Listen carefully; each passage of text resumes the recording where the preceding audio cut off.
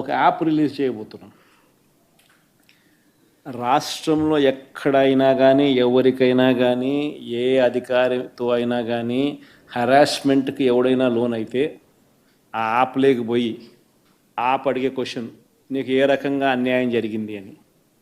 ఫలాని అధికారి నన్ను ఫలాని రకంగా ఫలాని వాడి ఇన్ఫ్లుయెన్స్లో నన్ను అన్యాయంగా నా మీద కేసు పెట్టి నన్ను చిత్రహింస పెట్టినాడు అని చెప్పి ఎవడైనా కూడా యాప్ ద్వారా ఆ అధికారి పేరు దగ్గర నుంచి ఆయనకు జరిగిన ఏ పరిస్థితుల్లో ఆయన ఏ రకంగా ఇబ్బంది పడ్డాడు అనేది ఆయన చెప్పచ్చు. ఆయన దగ్గర ఏదైనా ఆధారాలు ఉంటే ఆ ఆధారాలు కూడా ఆయన అప్లోడ్ చేసే ఫెసిలిటీ కూడా కల్పిస్తూ ఉన్నాం. సో ఇంకో బటన్ నొక్కితే ఆయన కావాల్సిన ఆయన దగ్గర ఉన్న ఆధారాలు ఏదైనా ఉంటే ఆధారాలు కూడా ఆయన అప్లోడ్ చేయొచ్చు.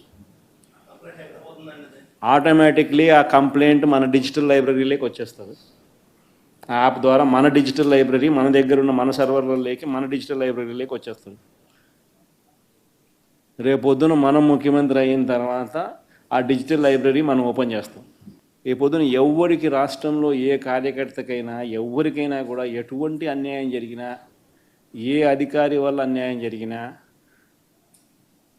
వాళ్ళ పేరు, ఏ రకంగా అన్యాయం చేసినాడు, ఎవరి ప్రోద్బలంతో అన్యాయం చేసినాడు, ప్లస్ నెక్స్ట్ బటన్, మీ దగ్గర ఏమైనా సాక్ష్యాలు ఏమైనా ఉంటే ఏమైనా అప్లోడ్ చేయాలనుకుంటే చేయండి. వీడియోలు కానీ నీకు ఇంకా వేరే సాక్ష్యాలు కానీ ఏమైనా ఉంటే మీ దగ్గర ఉంటే మీరు చేయండి. సో అవి కూడా ఒక అవకాశం. అవన్నీ ఆటోమేటిక్లీ మన సర్వర్లలో మన డిజిటల్ లైబ్రరీలోకి వెళ్ళిపోతుంది.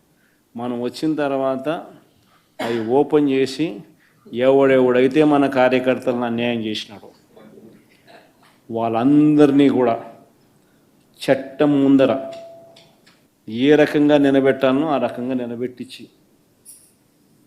అందరినీ కూడా సినిమా చూపించే కార్యక్రమం మాత్రం జరుగుతుంది.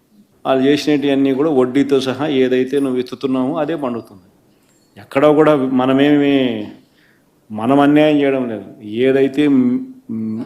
ఏదైతే మీరు ఎత్తినారో అదే రేపొద్దున పండుతుంది. చక్కెర వడ్డీతో సహా చెల్లించే పరిస్థితి వస్తుంది.